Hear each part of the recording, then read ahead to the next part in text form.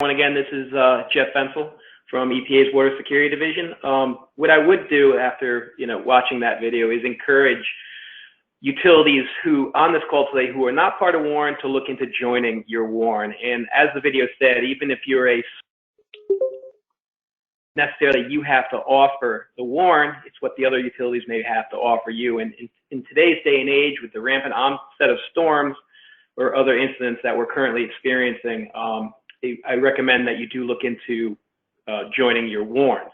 Now, there was a link on the end of that video for WARNs. There's also in the ERP guidance I'm going to speak about shortly, there's a link in there to access your local WARN, and I'm also going to be showing you a pretty cool phone application. And in that phone application called Water Utility Response on the Go, there is a way to contact your local WARN. So depending on your location, you'll be able to pull up the name and of your WARN chair in your state, and I'll show you that shortly. So what I'd like to do for my portion of the training today is to discuss our updated guidance to assist water utilities with developing or updating their emergency response plans, which, to make things easier, because I'm going to say the word emergency response plans a lot, well, hereafter I'm simply going to refer to it as ERPs, and I promise I will try not to use any more acronyms. There may be a few more, but I'll try my best to avoid them. So what I'll do first is provide you with some background information on the importance of emergency response planning, why it's important to do so. And then second, we'll jump into the AWIA requirements for ERPs. And then finally, I'll provide you with an overview of the guidance itself. Just launch this here, which includes a user-friendly template that can be used by utilities to develop or update your emergency response plans and accompanying instructions on how to do so. Just give me 1 second here while I launch this.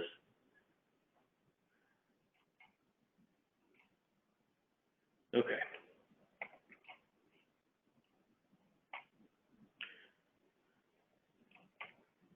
Okay, so why is it important to plan for emergencies and to develop a comprehensive emergency response plan? Well, an incident or emergency really can happen at any time, as we know from recent events. And if we're not prepared, then our response may be less effective, recovery may take longer, and be more costly in the long run. And let me just tell you a quick story. So 2 years ago, and I promised I would give you the story a little while ago. So 2 years ago, a tornado hit my town, and actually it went over my house. Now, tornadoes where I live in New England are not very common. So I was really taken by surprise. And really the devastation it caused in just a matter of minutes. I'm used to hurricanes. I've lived through many hurricanes here in the Northeast. But the devastation that this tornado caused in just a matter of minutes was really incredible. I mean, power outage, trees down. Luckily, my house was not hit by a tree, but it just looked like a war zone outside my house right after. And again, in a matter of minutes. And in the end, I really was not prepared as I should have been. But since then, I have taken some measures to become more prepared, and also some mitigation actions that we'll talk about today during my presentation. And some of the things I did was obviously go out there and remove some of those trees that are really close to my house and the power lines to avoid another tornado knocking them into my house or be losing power. I did put some heavier blinds by our larger windows, like sliding doors, as we took refuge when it came, and we had about a minute. Myself and my kids, we went downstairs to, well, I have a raised ranch, so we went downstairs to the lower level. The kids threw beanbags on themselves, but I didn't have a heavy shade for the slider door down there, so now I do. We also came up with our plan now, a shelter-in-place plan. So when you have no warning, as a little bit more warning for a hurricane and not as much for a tornado. So we have a plan on where we're going to go now, and also a generator, because after that tornado, we lost power for 3 weeks. And that's a pretty long time, and we didn't have a generator at that time. So essentially everything in the fridge is gone. But we did, and we lost water as well, because we didn't have a generator, and I have my own private well. So as we all know, being in the business, if you don't have water, you have to essentially leave your house. If you have power, you can survive. So anyways, I just want to talk about some of the mitigation measures and also response actions that I took, because overall, what should be in the emergency response plan? Well, it should describe your utility strategies, your resources, your plans and procedures to prepare for and also respond to an incident, whether it's natural or man-made incident that threatens your utility and your overall mission. Now, incidents can range anywhere from small main breaks, which we've all encountered, or localized flooding, to large-scale hurricanes, earthquakes, tornadoes, or other system contamination that all require an effective and efficient response. So when an incident occurs and you have a well-developed, tested, and exercised an overall comprehensive emergency response plan in place, you'll need to then respond and activate the procedures and protocols that you've developed for input into your emergency response plan. And this can include implementing personnel emergency roles and responsibilities with your personnel already knowing and trained on their specific emergency response roles. It can also include setting up your utility's incident command system or other incident management structure that your utility is currently operating under, whether it is the NIMS ICS or other incident management structure, however you're set up in your utility, ready to use that. It also involves possibly recalling personnel on vacations and notifying external agencies, such as your local EMA, regional EMA, state EMA, your police, fire, and state regulatory agency, your primacy agency. And just a note on that, recalling personnel at a previous workshop, one utility in the Midwest indicated that during a major flooding event that came on quickly, the majority of utilities' key personnel just happened to be at conferences or on vacation, and they really needed to call people back. They just didn't have enough staff on hand to handle the situation. So they did call staff back. So even in today's current events, we need to consider having a certain percentage of staff on hand, 40 to 50% on hand as possible, based on the size of your system and the number of personnel you have. So something to keep in mind that you may have to do that depending on the situation.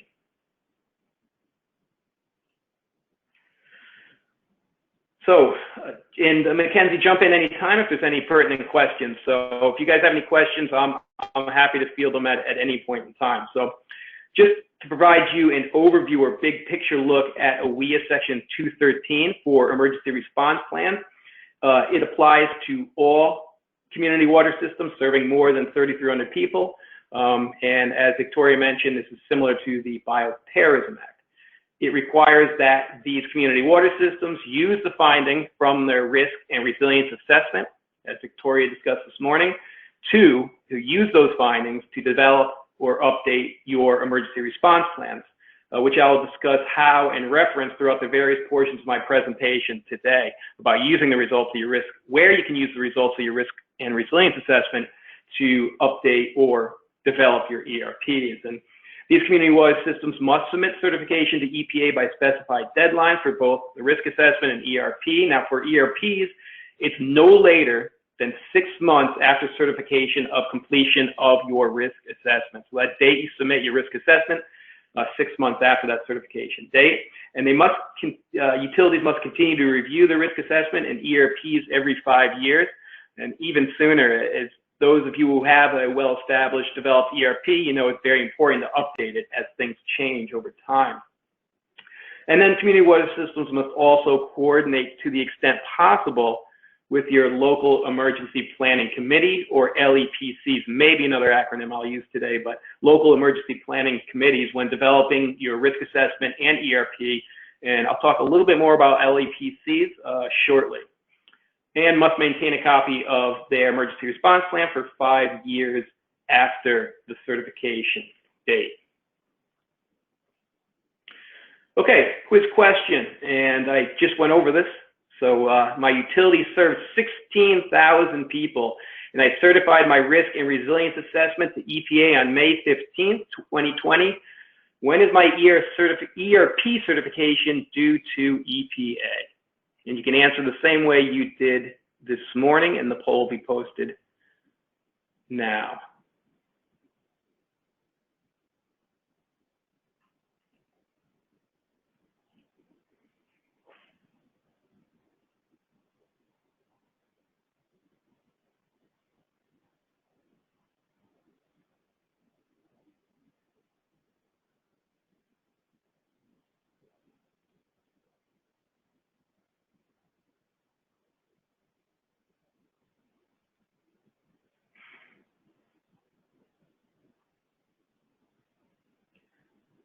Okay, you can post the results, Mackenzie.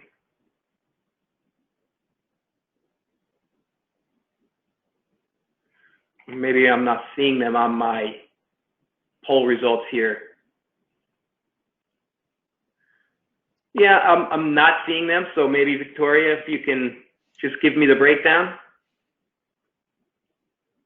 Hey Jeff, yeah, you just need to drop down on the poll tab on your panel, and it should show you. But in general, I'm there, and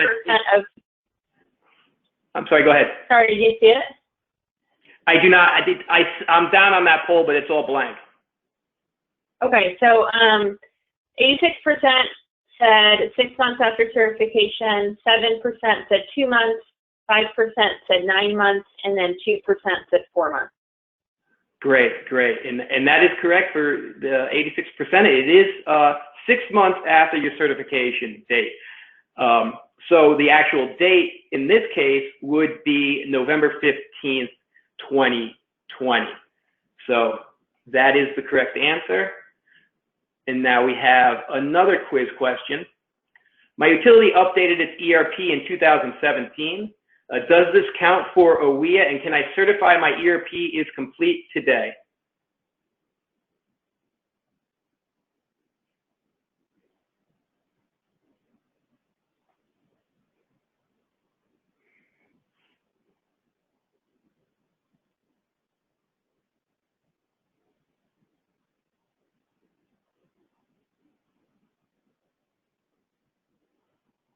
Okay.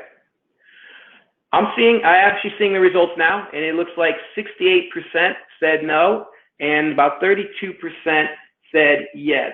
So essentially, first off, it's a good thing that the utility took the initiative to develop your emergency response plan, but it was in 2017 before AWIA. So you just need to go back and make sure that it now covers all the criteria specified in AWIA, which you'll see outlined in my next slide. So if you go back and check, you updated it in 2017, and if it does match the criteria, great. If not, you'll just make sure you'll need to update it again to make sure it meets the AWIA criteria.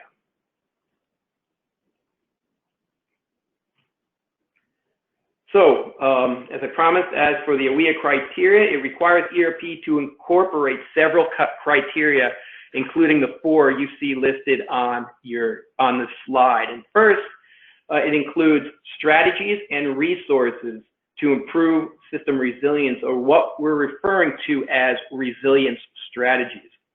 Next, plans, procedures, and equipment to use in the event of a malevolent act or natural hazard emergency that threatens the utility's ability to provide safe drinking water. We refer to that as emergency plans and procedures. And then actions and procedures that can be used to mitigate, used to reduce the impact of malevolent acts or natural hazards, which we refer to as mitigation. And then finally, strategies in place to detect malevolent acts or oncoming natural hazards that threaten the system, which we refer to as detection strategies. And you will see shortly how our new guidance is structured around these 4 criteria. Just note that in the Act, they use the term a lot, malevolent acts and natural hazards, which are bad actors or natural hazards, tornadoes, earthquakes, floods. But simply after this, I'm just going to use the term incidents, which will apply to malevolent acts and natural hazards, okay? But before you even begin developing your emergency response plan, you should follow the steps listed on this slide to gather key information you'll need to develop or update your emergency response plan. And first and foremost, as was discussed through the morning portion of this presentation by Victoria, conduct a risk assessment. And The findings identified in your risk assessment will enhance the effectiveness of your emergency response plan, and it must be incorporated. So, for example, your risk assessment may identify hurricanes as a significant risk, which it is in New England, for your utility, and then outline cost-effective measures to lower your risk. Now, your ERP, which should be well grounded in the results of the risk assessment, will then describe the processes, the procedures that you can be implemented to mitigate the effects of a hurricane or flooding to your utility. So first and foremost, before developing your ERP, it's important that you conduct a risk assessment. Next, identify state regulatory requirements. As many states have specific regulatory requirements for ERP content, and they also may provide their own ERP templates within your state. So your utility is responsible for checking with your state to be sure that any state-provided templates also meet the AWIA ERP requirements as well. So it's great that states are proactive, and a lot of states have their ERP. Just make sure that those 4 criteria are touched upon, and that your ERP does make sure to address those 4 criteria. And then next, identify and integrate any local plans. And your ERP should really dovetail as close as possible with other emergency plans in your community. Next, and I mentioned this earlier, coordinate with your local emergency planning committee, and that is required under AWIA Section 213 to the extent possible. And really coordinating with your LEPC when preparing or revising your ERP, I mean, it really allows all parties to understand response processes and procedures used during an incident. And for more information on LEPCs, there is an EPA web link, and that can be found in the document that Victoria referenced this morning, the baseline information on malevolent acts for community water systems. There's a link in there where you can access information on LEPCs. So that's one avenue to access it. And also in our ERP guidance, there will be a link as well.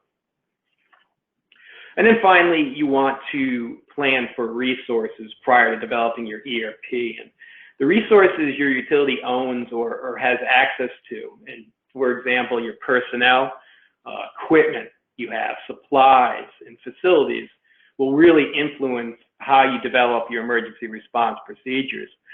For example, if you want to have some debris removal procedures after a hurricane, do you have a backhoe or do you have a chainsaw? And if you do, then you're going to put that in your emergency response plan in the location of that equipment so that you can easily access it. If not, you don't have access to that equipment, that'll also influence your emergency response plan because you're going to need to identify where you can get one, maybe in a neighboring utility or maybe through a WARN utility member. So you may want to also access that. So you're planning for resources first before you develop your ERP is really going to play into your overall emergency response plan. Okay, this is a poll, not a question. Is your utility currently coordinating or has ever coordinated in the past with your local emergency planning committee?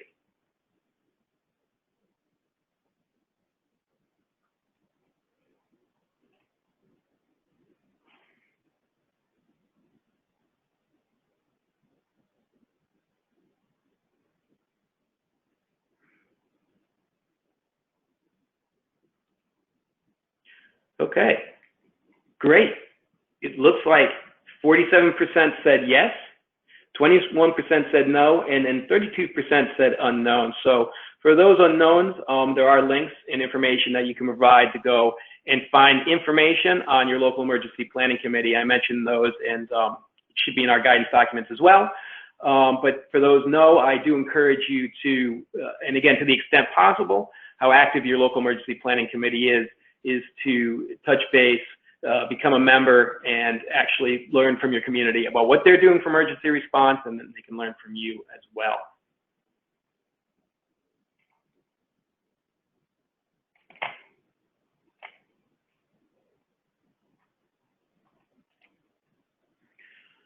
Okay, so before I jump into the guidance and template, I guess, Mackenzie, are there any questions I can address at this point?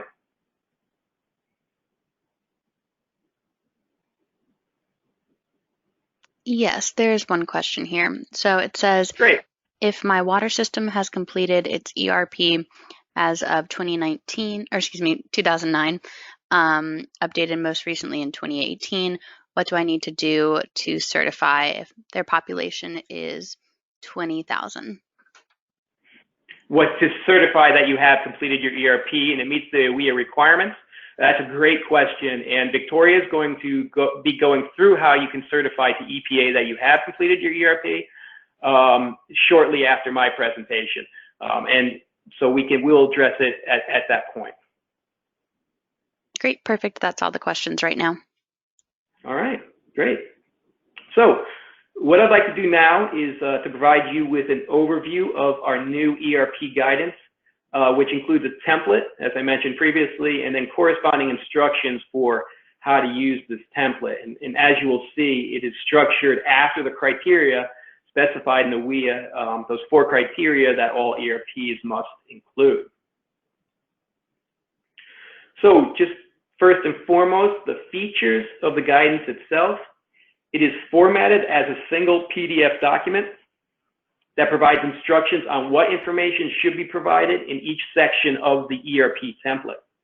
And throughout the instructions, the PDF document, you'll find useful links and also additional information and guidance. And the instructions to complete the template is only 13 pages. We kept it very user-friendly and short because we also put, as I mentioned, a lot of links in there and useful information, warrants, LEPC, so they'll be able to find that information in there. So the instructions are fairly easy to follow. The blank ERP template is embedded in this PDF document in Microsoft Word.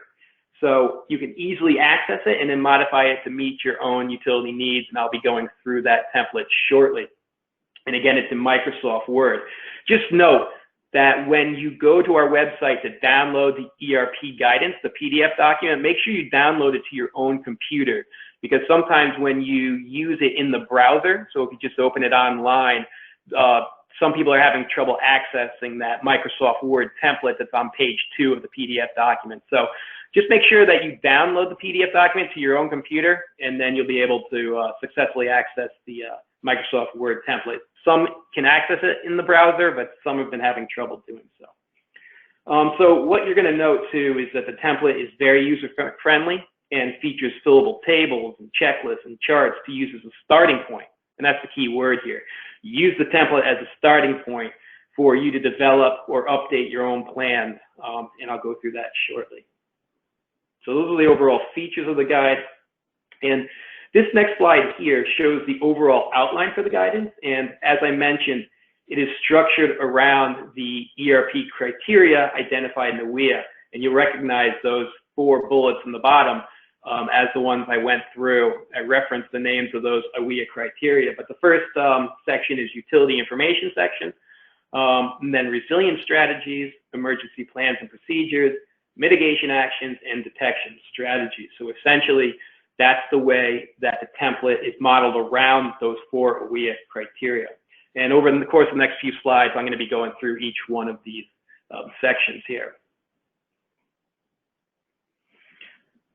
So the first section, which is the utility information section, contains basically system-related information about your water utility that is readily available for your personnel, but also for your first responders, and then other response partner agencies that may be assisting you during an incident. And what's included in the utility information section is first is a basic overview of the utility. It provides basic information about your utility, including utility name, address, directions to your utility, total population served, total service connections, plus other basic information as well that you can include in there, such as any distribution system maps. That being said, and just to step back a minute, make sure that your emergency response plan, any key or information that's in there, make sure that you're cautious on who you share your ERP with. So if you are putting distribution system maps in there and you don't want them to share, make sure that your ERP is secured, and that, if there's certain sections you can pull out when providing information to other response partners. So just keep that in mind. But that's the utility overview section. The next part of the utility information is personnel information that could be made available during an incident so that you can quickly contact your employees, those responsible or have emergency response roles at your utility. This section also includes a list of primary utility components, and those are those components necessary to maintain effective operation of your utility, and this can include information on wells, intakes, treatment plants, your storage distribution systems, treatment chemical storage, any of those primary utility components that are appropriate to your utility. This section also includes a list of industry chemical handling and storage facilities that may be surrounding your utility that can also be impacted by incidents, such as an accidental release by that facility or a natural hazard, such as a hurricane that may cause an accidental release. So it is really important that you understand what chemicals may be released in your area during an incident and how they may impact your utility operations. And the last presentation of the day, I'll be talking about AWIA Section 2018, and some of the information on chemical releases will be related there. So I'll be able to provide some more of that information during that presentation. So the utility information section also includes safety-related information to help protect your utility personnel during an incident. And this can include your utility's health and safety plan, if you have one. This can be embedded inside your emergency response plan, or at least reference where that health and safety plan is as part of your ERP. It also includes response resources, as having an accurate inventory of available resources. As I mentioned earlier, your equipment, your supplies, either those ones maintained on-site or readily available off-site, really allows your utility responders to know what resources are immediately available during an incident.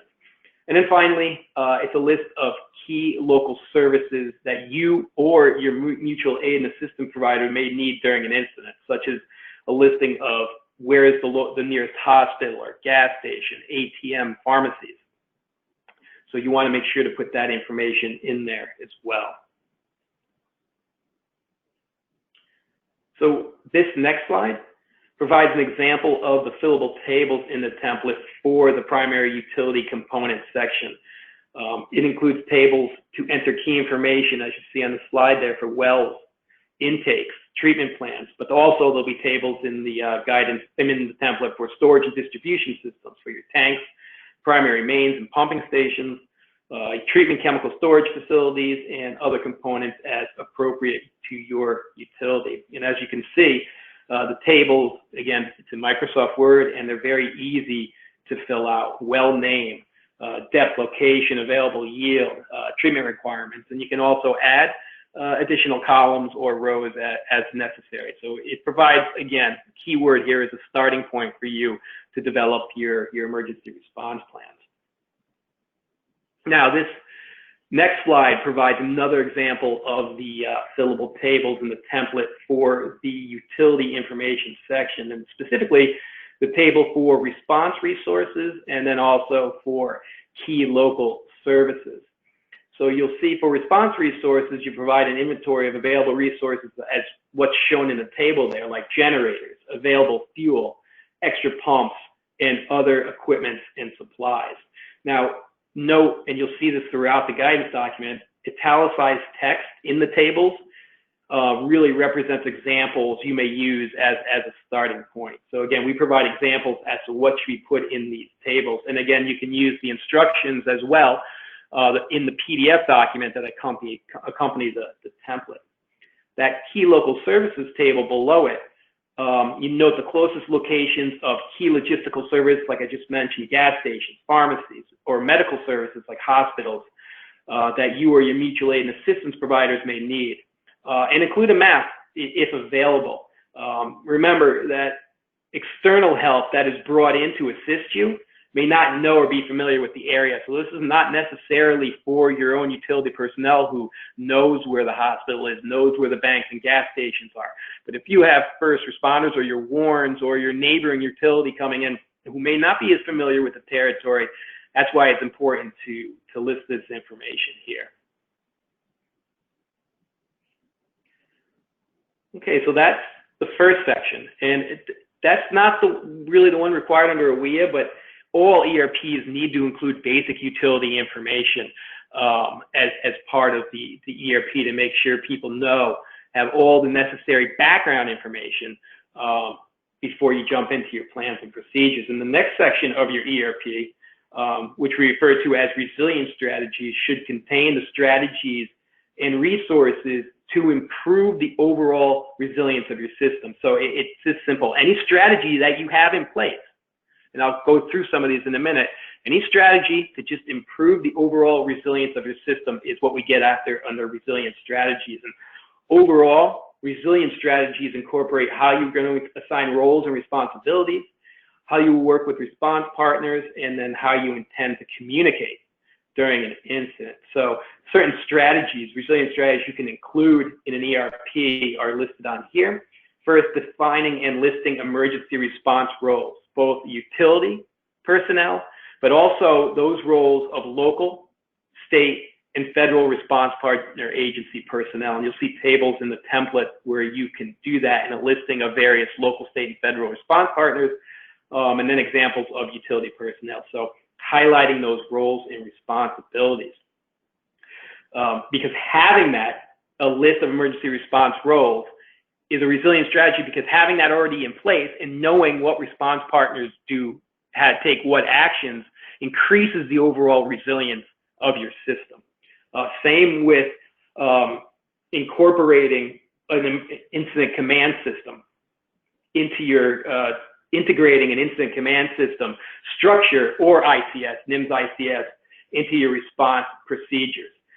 So depending on how you operate, by having a system in place, whether it's the NIMS related incident command system or another incident management structure you're already operating under, increases the overall resilience of your system.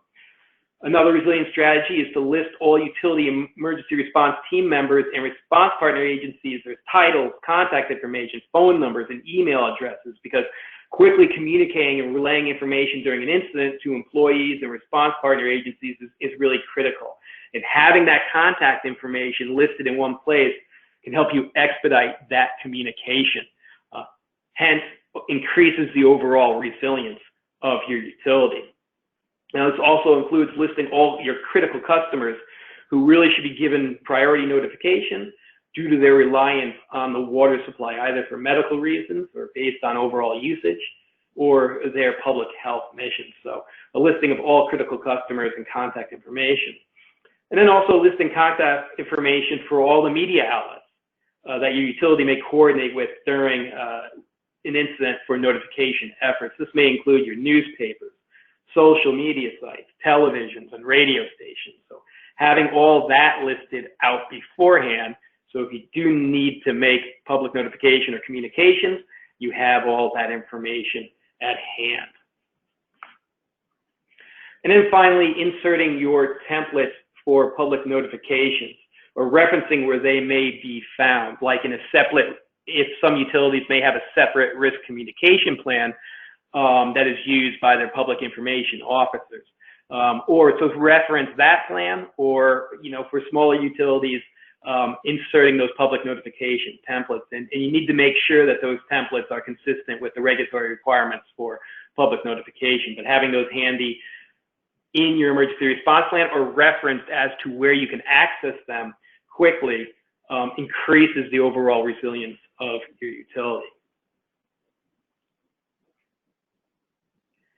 Okay, so this next slide provides an example of the fillable tables in the template for resilience strategies. And this one is particularly for emergency response roles, as I mentioned previously. And here you can list the name and title of the utility or response partner personnel along with their specific role and responsibility. So the table I'm just showing here is for the water utility, where, as you see, the italicized text provides you with examples of what to put in there. So the first row there is Wendy Smith. She's the utility superintendent, but her emergency response role, she's the emergency response lead.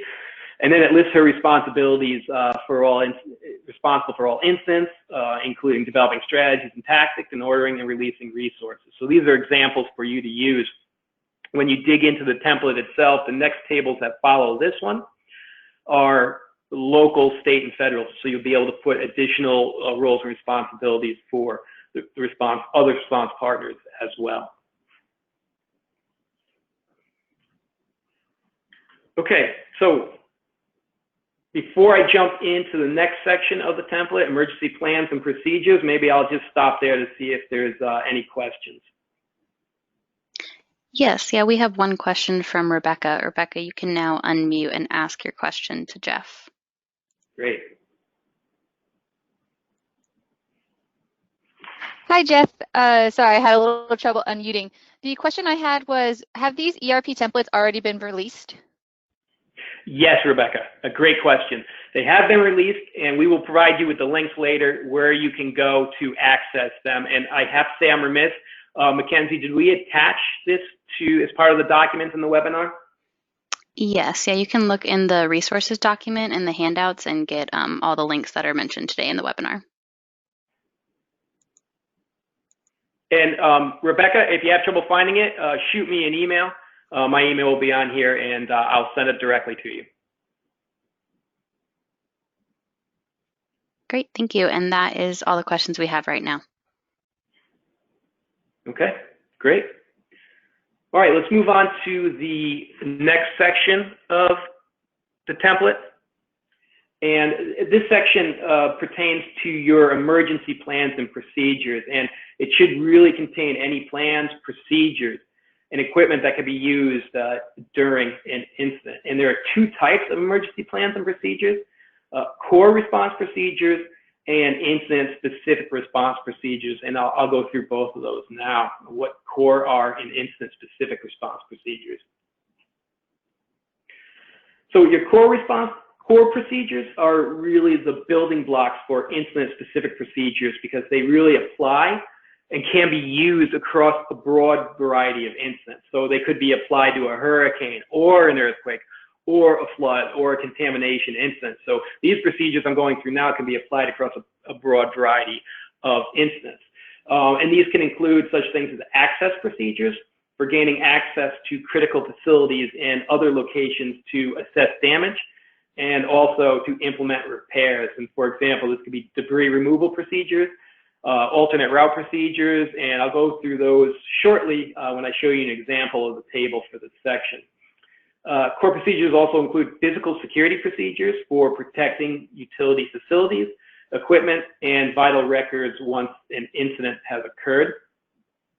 It includes cyber security procedures to reduce vulnerabilities to cyber attacks and minimize the impacts of an event of a successful attack. And I'm sad to hear that Springview Water Department, in the example that was used, that Victoria used earlier, did not have any cyber procedures in place. So if they use this template, they can have those cyber procedures in place. So it also includes power loss procedures to prepare for a loss of power and to respond and recover from such an incident. Again, all these are procedures that can be used across a broad variety of incidents. So it could apply to a hurricane, flood, tornado. Also important procedures to consider are emergency drinking water supply procedures for how your utility, along with other external response partners such as emergency management, would supply alternate drinking water to your community during both short-term, hours to days outages, or heaven forbid, long-term, weeks to month outages. So it's important to have these emergency or alternate drinking water supplies in there. Is how you'll supply if your main source is disrupted. How can you supply alternate? Interconnections, bottled water, bulk haulers, that sort of information.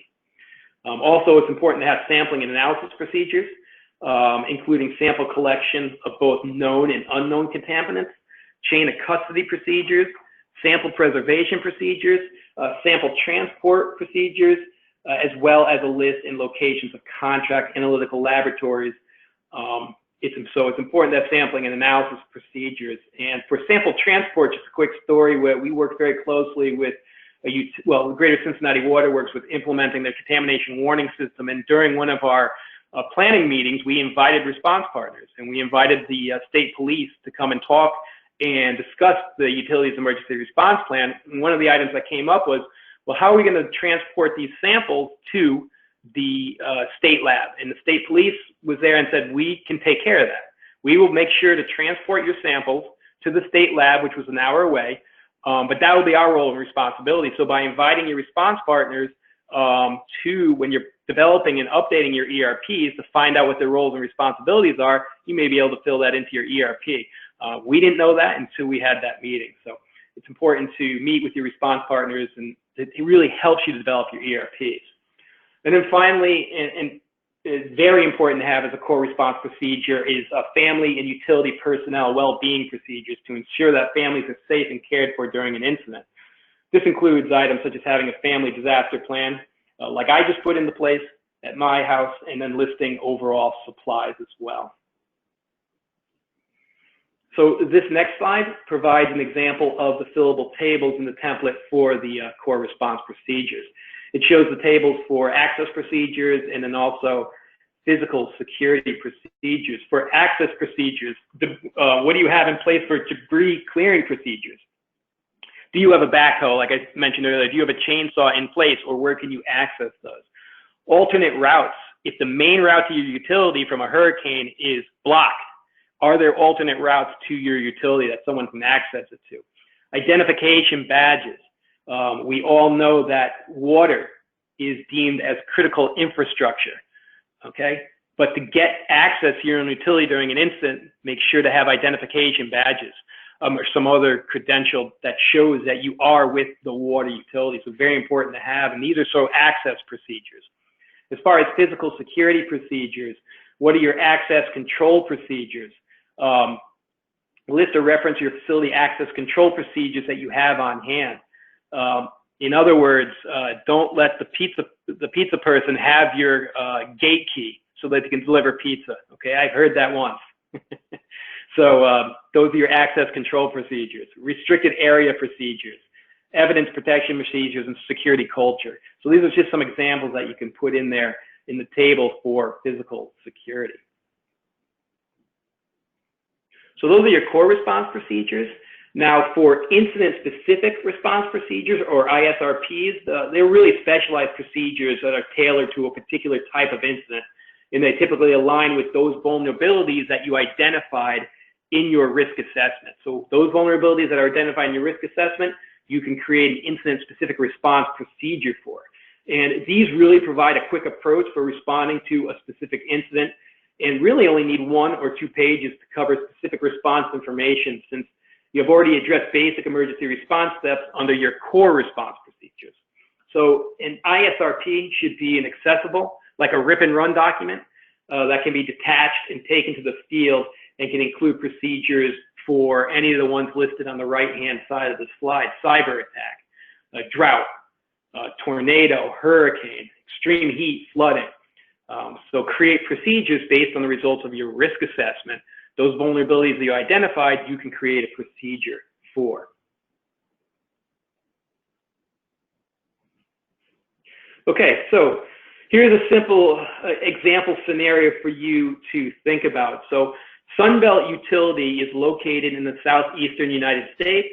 Although they are far away from the coast and they are not located in the floodplain, they have experienced several impacts lately from increasing extreme precipitation events. In some of these events, rainfall amounts have averaged 2 to 3 inches per hour, creating many operational challenges. What incident-specific response procedure could they use?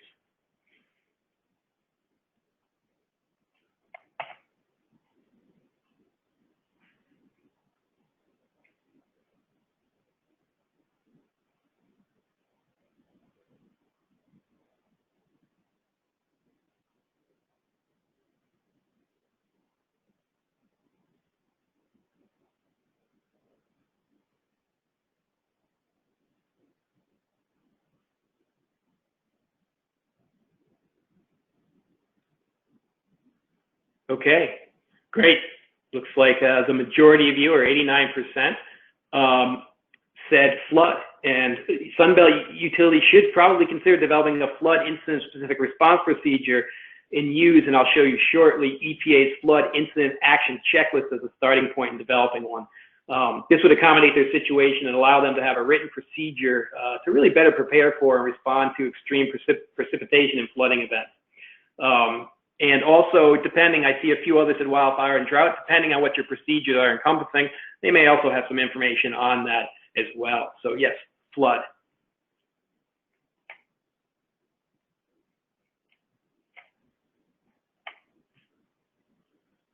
Okay, so as I just discussed, this next slide provides an example of an incident action checklist for a flood incident specific response procedure. Just note that this is not from the actual ERP template, but can be found at the EPA website that's listed there on the right-hand side of the slide. And there are incident action checklists for every one of those incident types listed on this slide. So we've developed these incident action checklists for cyber, drought, tsunami, tornado, hurricane. For everyone you see there, we have an incident action checklist, incident specific response procedure that you can already use as a starting point. So if you have identified through your risk and resilience assessment that you're vulnerable to a cyber attack, which most of us are, then you can go to our website and download this incident action checklist to develop those procedures for. Now, these incident action checklists help you prepare, respond, and recover. What you see on the screen for this template is just responding to a flood.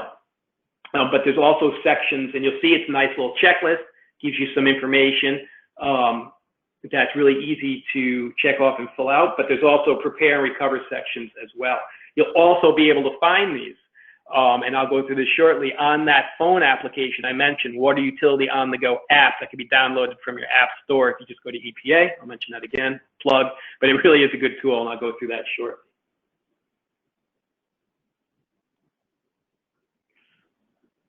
Okay, so the next section of your ERP pertains to mitigation actions, or more specifically as AWIA states, actions, procedures, and equipment which can obviate and significantly lessen the impact of an incident on the public health and the safety and supply of drinking water provided to your community. And this includes development of alternative source water options, relocation of water intakes, and construction of flood protection barriers. And this is in the language of the law. And because, since these three mitigation options are specifically included in the law, you should indicate in your utility's ERP that you considered these three specific mitigation actions, but the actions do not have to be implemented if they are not consistent with your utility's risk profile as defined by your risk assessment. So just make sure you note that.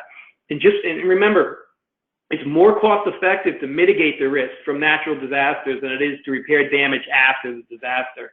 Examples of mitigation projects may include such things as elevation of electrical panels at lift stations to prevent flooding damage, replacement of piping with flexible joints to prevent earthquake damage, reinforcement of water towers to prevent tornado damage, trees removed from my yard to prevent hitting my house for a tornado. So those are just some of the mitigation measures that will make it more cost effective in the long run. And overall, yes, mitigation measures do require financial investment by the utility. However, mitigation really could prevent more costly future damage and improve the reliability of service during a disaster. So you really need to weigh out those options. And there's this next slide here provides an example of the fillable tables in the template for mitigation actions, particularly for alternate source water options you may have, and to list those utilities that you have interconnections with. So you'll see, what are your alternate source water options? Do you have, if you're a surface water source, do you have a backup supply from a well, possibly? Interconnected utilities, what's an alternate source? Where is the interconnection? Has the interconnection been exercised?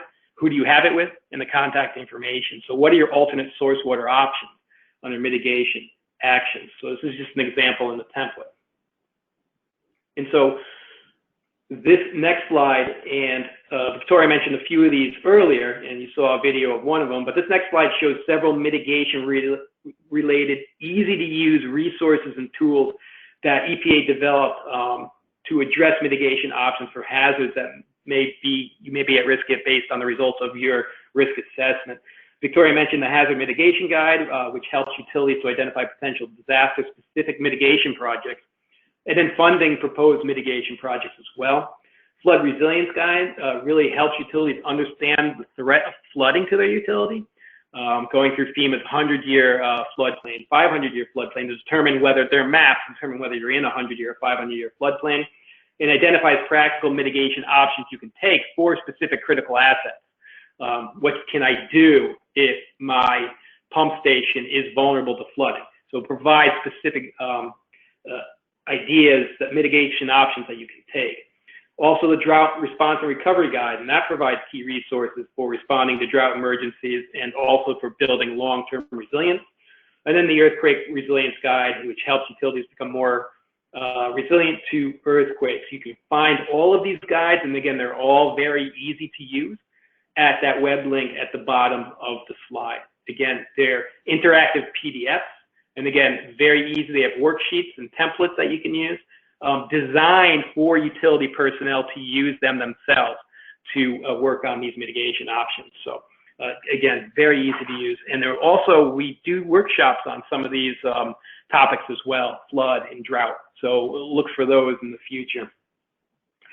And then the EPA, the next slide here provides some additional mitigation resources, including the Power Resilience Guide, which helps utilities identify how to increase their resilience to power. The website where you can download that is there. And then the Resilience Strategy Guide, and that one really helps utilities understand how extreme weather events can impact your operations, and then provides examples of different actions utilities can take to prepare for potential impacts. And then again, all user-friendly, designed for utility personnel to use.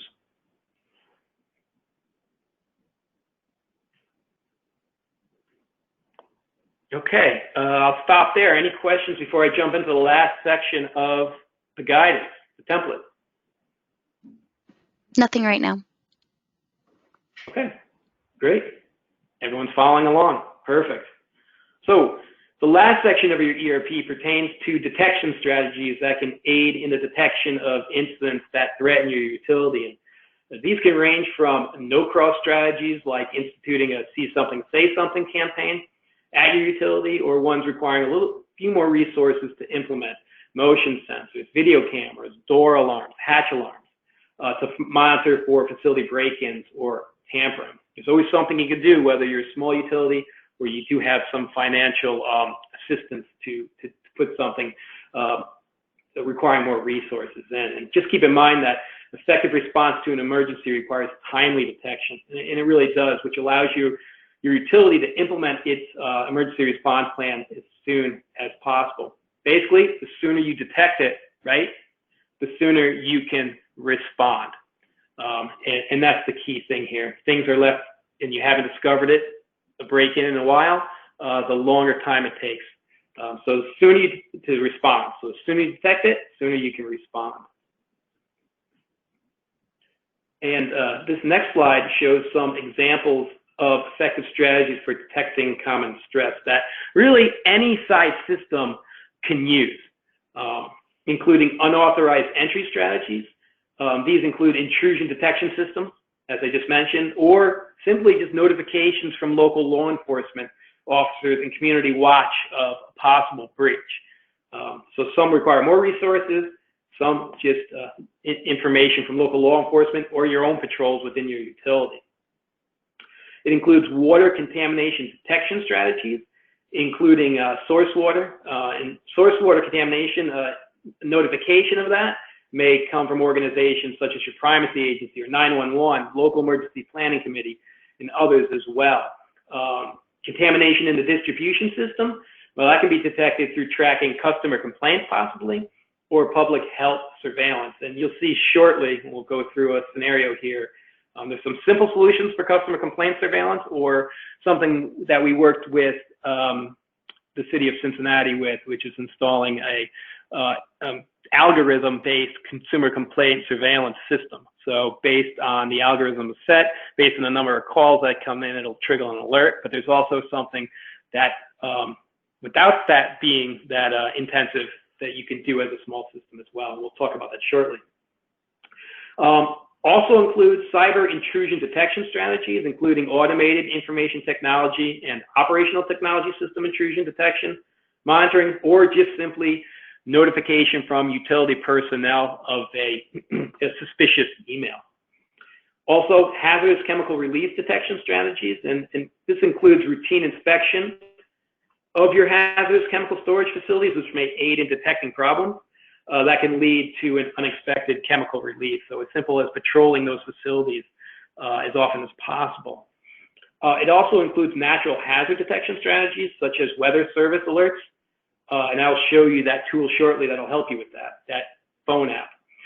And then finally, power outage detection strategies, simply by signing up to receive notifications from your power provider for any planned maintenance activities or brownouts.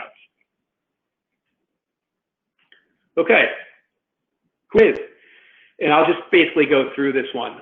Small town utility has an extremely limited budget and minimal staff.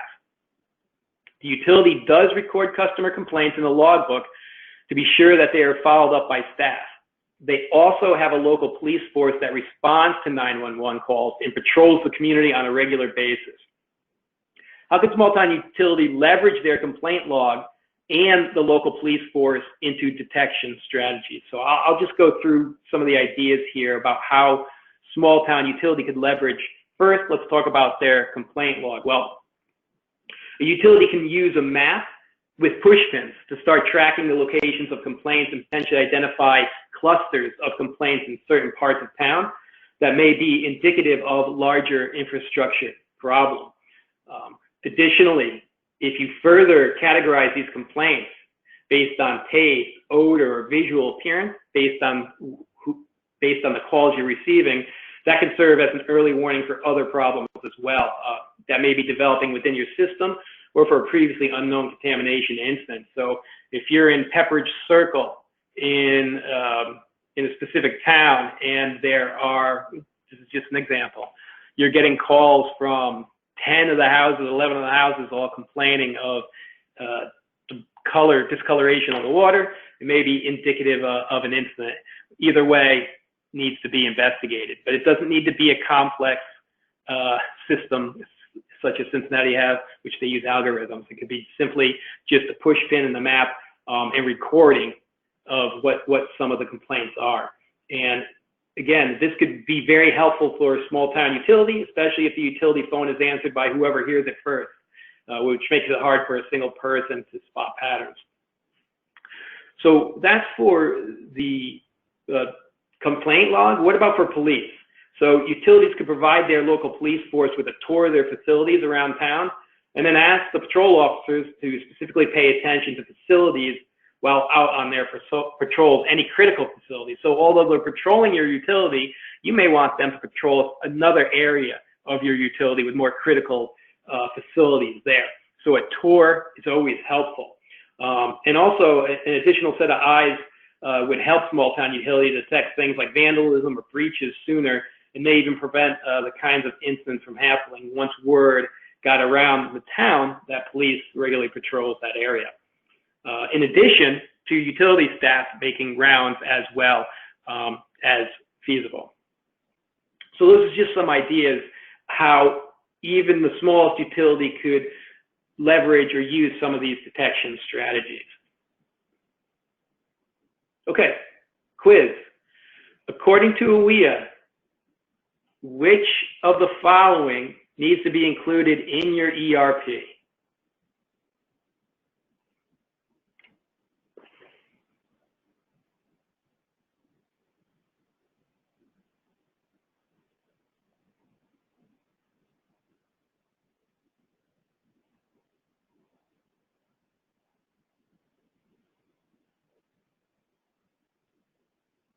Okay.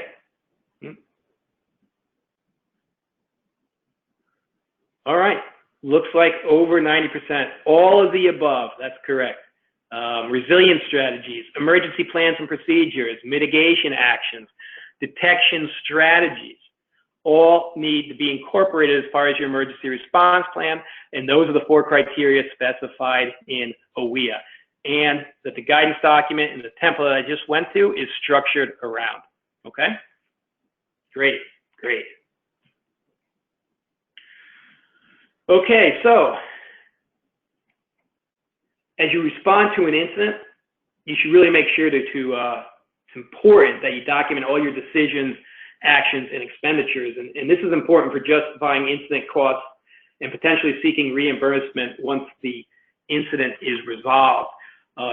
Good incident documentation involves creating a paper trail for receipts, for records, photographs, and personal timesheets. And now, as promised,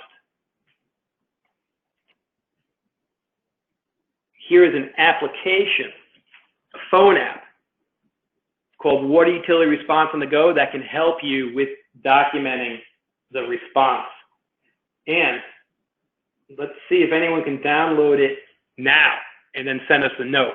So it doesn't take up a lot of space on your phone, and trust me, I know, and I use it all the time for weather alerts, because my kids load up so many games on my phone, I would know if it took up a lot of space. It does not. So it takes up minimal space. And again, basically you can use it for a variety of different purposes. If you go to the Apple App Store, and Victoria, you can chime in too on other methods too. I'm not the best at this, but if you go to the Apple App Store and just type in EPA, this should come up, Water Utility Response on the Go, and you can download it. So just to get back to documenting the response, one of the aspects of the tool, and if you could see the phone there on this slide, those are the 6 major categories that are in the phone. Sections, I should say 6 major sections. One of them is take notes and record damage, where you could take notes on the phone in the app, take pictures, and it'll be sent directly to your email account. So that's how you can document the response in the field. What I use it for every day is tracking severe weather, and there's all sorts of apps in here. There's all sorts of information, like you can access the National Hurricane Center, U.S. Drought Monitor. You can access national forecast, local weather information, and it does ping you on alerts. So if there's any weather alerts in your area, this app will ping you, so you'll know it's there. So there's a lot of weather-related information here. Also, contact response partners. I mentioned that earlier. One of the sections here, if you want to contact your WARN, I'm looking at it right now. My state WARN just came up here, and the person's phone number, because I'm looking at the app right now. So if you allow it to track your location, you'll be able to get your WARN contact through this application. You can also enter response partners in here. So anyone in your emergency response plan, you can actually enter your own response partners, but also your primacy agency contact will come up in here, emergency management agency. A lot of it's populated for you already. So that's another aspect of it. It also has responding to incidents. Remember those incident action checklists I showed you before, those incident specific response procedures? They're all in here. Cyber, drought, earthquake, extreme heat, flooding, hurricane, all could be found in Water Utility Response on the Go app. Okay? And then also incident command system forms. Your ICS 201 forms can also be found in here. So check it out. It's really easy to download and use. And if anyone has downloaded it while I've just promoting it, then let me know. It'd be interesting to see. But I use it every day just for weather alerts. But again, as this slide said, it's great for documenting the response while you're in the field. And Jeff, we actually just got messages from 3 attendees that they've already downloaded it and are using it now. So great. Awesome, awesome. So I get a bonus for you guys downloading it, so I appreciate it. And that's not true. I get a pat on the back. I'm a federal employee, so all I get is a pat on the back. But no, it really is a good app. I use it all the time, just based on weather alerts, and again, just for contact information alone. So that's great to hear. And there's another slide here how to download it, but sounds like I was correct in how to do it. Okay, we're almost about up to 12:45. Just some final thoughts. Okay, training. Once your ERP is complete, it's important that you train your utility personnel and response partners on its contacts and their individual roles and responsibilities. And conducting periodic training includes such things as seminars to train personnel on your plans and procedures, or response partners to train them. Workshops are used to develop your plans and procedures. Tabletop exercises, a first step in testing and exercising those plans to make sure what you put on paper during workshops will work as planned, and then you can go up to functional and full-scale exercises as well. Really, these help to ensure that your ERP procedures will be effectively implemented during an actual response. Tools to use here for your ERP, one of them is how to develop a multi-year training and exercise plan tool. That's a great tool.